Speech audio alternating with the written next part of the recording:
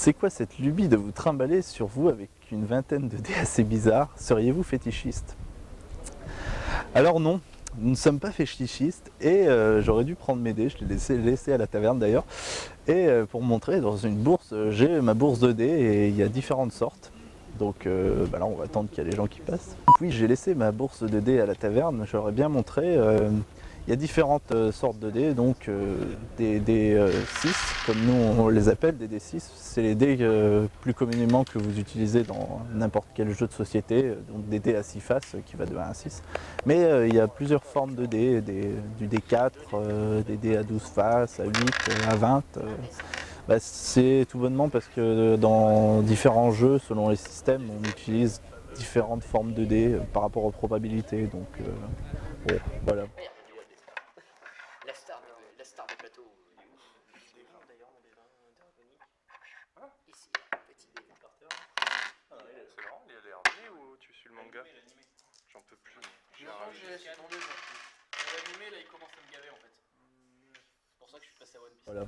Mais on aime beaucoup les dés et c'est vrai qu'après il y a une déformation rôlistique qui veut qu'on joue aux dés différentes choses, comme est-ce que je vais aller en cours sur un dé 100.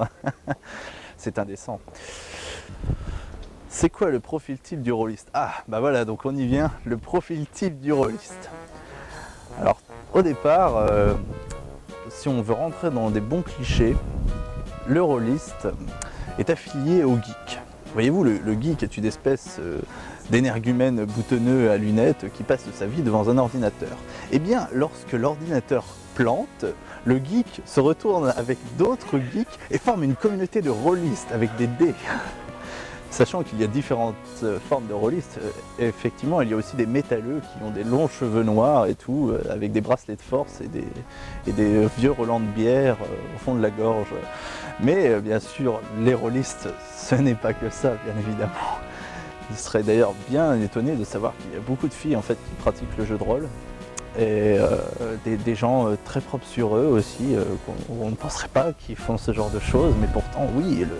Et oui, le jeu de rôle est ouvert à tout le monde, que tu sois toi-même un beau gosse ou, je ne sais pas, un ville gothique qui va dans les cimetières le soir. De par ton expérience, quelles sont les qualités du bon rôliste? Alors, les qualités du bon rôliste, beaucoup d'improvisation. Mais pas, faut pas non plus se dire je suis pas capable de faire de l'improvisation, je peux pas faire du jeu de rôle. Ça se développe beaucoup. Oh putain, j'ai une poussière, on va la refaire. De toute façon, l'improvisation, ça s'improvise. Personnellement, je vais prendre mon cas. Quand je suis arrivé, j'y connaissais rien. Je suis arrivé sur une table de joueurs et tout. Et la plupart du temps, les premières parties, on regarde, on écoute ce que les autres font, et jusqu'au jour où nous-mêmes, paf, on y va, on sort un peu de l'ordinaire, on essaie d'interpréter un peu plus son personnage. Je pense que déjà, pour faire un bon jeu de rôle, en tant que joueur, pour faire un bon jeu de rôle, il faut déjà mettre pas mal dans son personnage. C'est-à-dire que c'est quand même une espèce de reflet de nous-mêmes, je sais pas, mais c'est quelque chose auquel on est assez attaché. Et donc on l'interprète comme on veut, quoi. Ou alors vous restez pour regarder la maison peut-être. Et tu vas et c'est où? Occupez-vous du Et potager. jusqu'où tu vas aller? Jusqu'au profond tout seul, espèce de manche à balai dans le cul. Si on crève des champs, on dira jamais. Ouais. Et pour le maître de jeu, par contre, c'est assez compliqué parce qu'il faut là beaucoup plus d'improvisation. Il faut pas être trop dirigiste. Il faut savoir justement essayer de faire une trame. Mais si les personnages ne vont pas dans le sens du scénario, il faut essayer de justement changer les choses pour que ça arrange tout le monde. Donc vous avancez, et là au pied de la porte, donc il y a le vieux Farid qui fait vite, rentrez vite. Je le bouscule pour rentrer au plus vite possible. Je m'excuse pour ces conneries. Faut pas oublier non plus qu'on est là pour s'amuser, quoi. C'est pas, on fait pas du Spielberg, on est entre nous, quoi. On est là pour s'amuser avant tout. Ah, celle du bon MJ, donc le bon maître de jeu, improvisation, bonne ambiance, essayer de ne jamais laisser quelqu'un sur la touche, de donner la parole un peu à tout le monde, histoire vraiment que tout le monde s'amuse en fait. C'est vraiment ça, le maître de jeu, c'est un peu un orchestre de la soirée, un chef d'orchestre de la soirée donc. Il fait son scénar et tout, mais il doit aussi s'amuser lui aussi.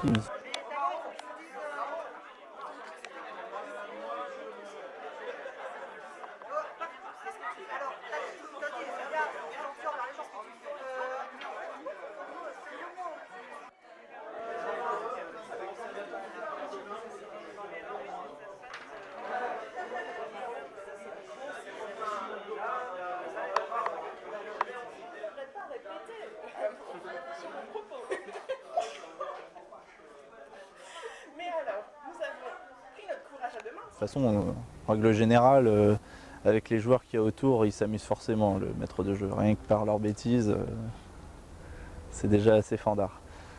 Oh, c'est la dernière. Quelle question aimerais-tu voir poser ici? Quelle question? Ben, je sais pas. Quel avenir pour la taverne? Ouais, quel avenir pour la taverne? L'avenir pour la taverne, j'espère que ça va continuer longtemps. J'aimerais d'ailleurs que ça continue longtemps après moi aussi, parce que bon, je me fais pas non plus trop d'illusions.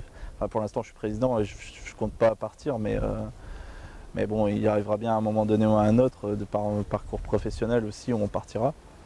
Et j'ai pas envie que ça foire, que ça s'arrête là. J'ai envie que ça continue. J'ai envie que ça prenne plus d'ampleur. Et j'ai envie justement continuer ce genre de festivités, comme pour le forum des associations ou le festival Mixité, ce genre de représentations qui ont permis justement de donner de la responsabilité à pas mal de nos membres. Et j'ai envie qu'ils prennent conscience justement que c'est une association, qu'elle leur est chère et qu'il faut la défendre aussi.